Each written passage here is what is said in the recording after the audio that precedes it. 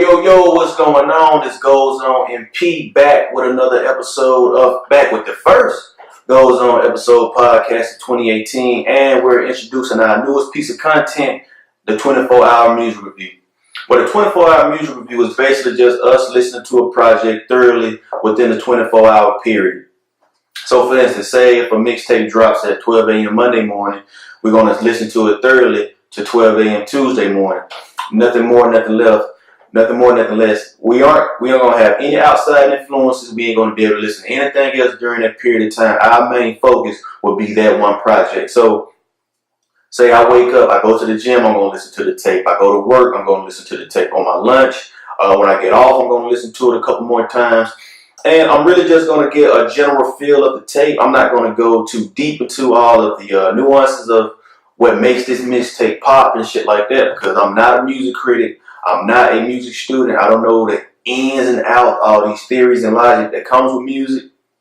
But I am a lover of music. I am an appreciator of music. And I do appreciate all the hard work and dedication a lot of artists put into their music.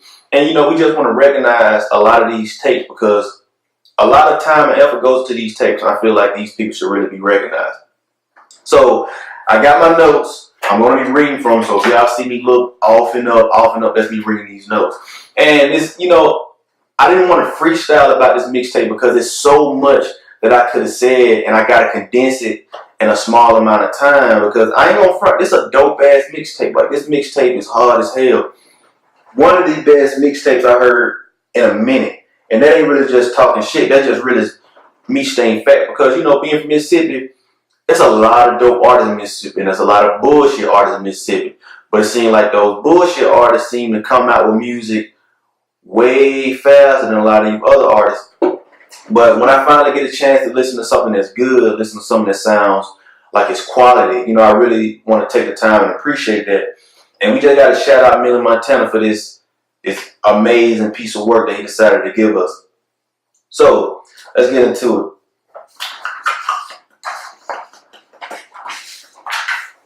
And like I said, Milli Montana, he gave us a very dope project. The mixtape is called Just Having My Way. And what's so special about this music review is that he's also from Mississippi. Like myself, I'm from North Mississippi. He's from Jackson, Mississippi.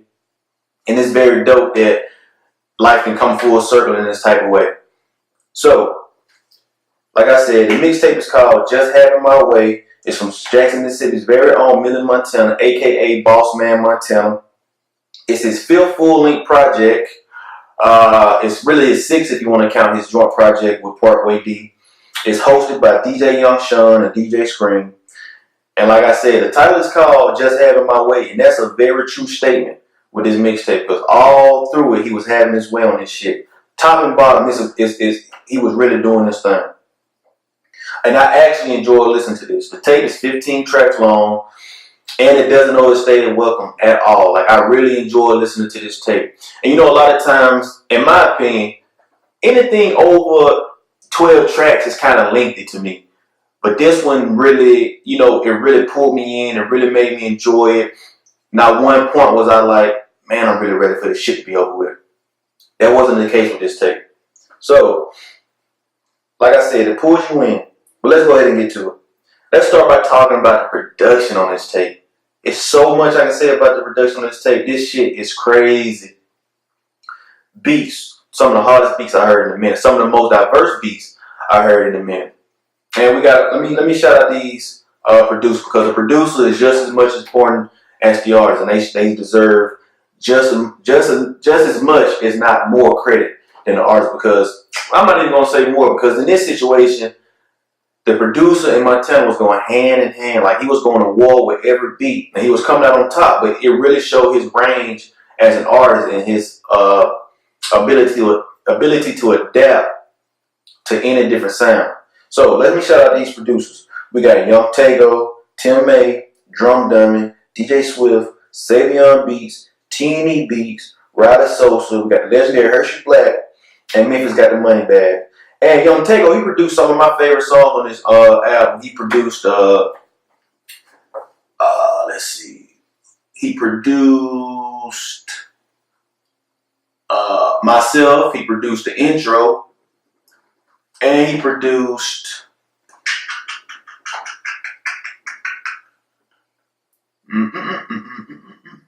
yeah, those two. Some of my favorites. Not my favorite, but some of my favorites. But let's say what my favorites are. My favorites are Poppin' Shit With A Player, produced by DJ Swift. Boss Man, produced by Drum Dummy. And Today, produced by Tim May.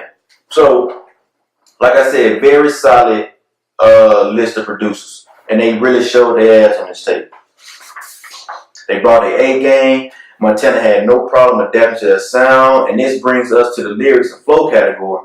Like I said earlier, Montana is a street artist. Same typical topics, money, drugs, and guns. So I didn't really go into this tape expecting very much lyricism and introspective tracks and shit. Like, I didn't expect going in this with a mindset of this being like a J. Cole type album. But where he lacks in lyrics, he heavily makes up for in his delivery. He uses his voice as an instrument and just really weaves in and out each track and hitting every pocket and really becoming one with the track. He doesn't really show much versatility, but his vivid wordplay and use of manipulating his voice really brings something extra to each song, which is dope as hell to me. You can really see a lot of that in the songs Act Right, Push Up, and Average. And let's talk about features.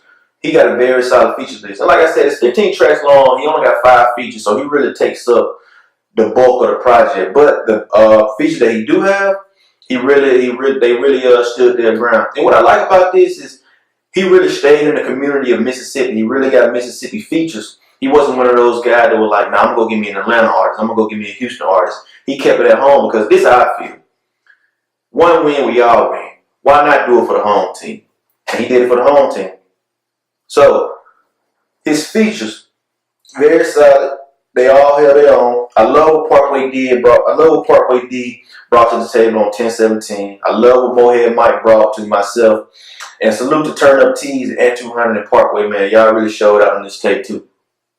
So, let's talk about one of the main problems I had with this tape was the transition and its lack of cohesion. And what I mean by that is it just didn't flow very well to me. Like from track, maybe if the track listing was restructured to complement the production a little more, it probably would be a little more cohesive. But you know, we got what we got. Like for instance, I like how Push Up flowed into No Love Song, but the rest of the tape just choppy and that caused it to feel off from time to time, in my opinion. But once the beat drop on most of these songs, you pull right back in. I feel like the tracks can be restructured, like I said, but you know, that's just a small thing to a giant. There isn't much range on this tape as far as like subject matter is concerned. I really want to see him step out of his comfort zone and show us that any topic can get that Montana treatment. But his lack of versatility is really overshadowed by his adaptability. The tape has a very great vibe to it. You can play it under any circumstances. It's boss music, it's kickback music, it's get the club turn music. If I had to compare this to another tape, I probably would have to. It gives me that feel of when T Grizzly dropped his My Moment tape. You know, real rough and rugged, but very dope at the same time. It really catered to. I feel like he really catered to his audience and gave us something new. This year. And like I said, this was a solid ass tape. Like he really showed out on this tape. This made me feel like he letting us know that he on motherfuckers' neck all year. And that's just real. And if this is any indication, if this tape is any indication as to what he got going on for the rest of the year, it just lets me know it's going to be a big ass year for Milli Montana, straight up. And like I said, man, it's a solid tape. It's a good look for Montana. It's a good look for Mississippi, which you know, that's the bigger scheme of things. So as far as rating goes, we're gonna give this tape 4 balls, like 4 gold balls, and I feel like that's a solid representation of the quality of the work. Like I said, it lacked transition, it lacked cohesiveness, and it lacked diversity as far as subject matter goes. But everything else is solid as hell. The flow, the production, his delivery, all that good shit, man. This is a good tape to just have. Like, if you want to put somebody on some new music this is what you want to play. If you want to show people how dope Mississippi is, this is something that you want to show them. This is something you want them to listen to. So, you know, that's that. That closes out our very first music review. I hope y'all liked it. I know I'm going to improve on these the more I do. And I hate that, you know, I had to try this out on such a dope mixtape. You know, I wish it would have been easy for me to just, I wish I was more, let's say, what am I trying to say?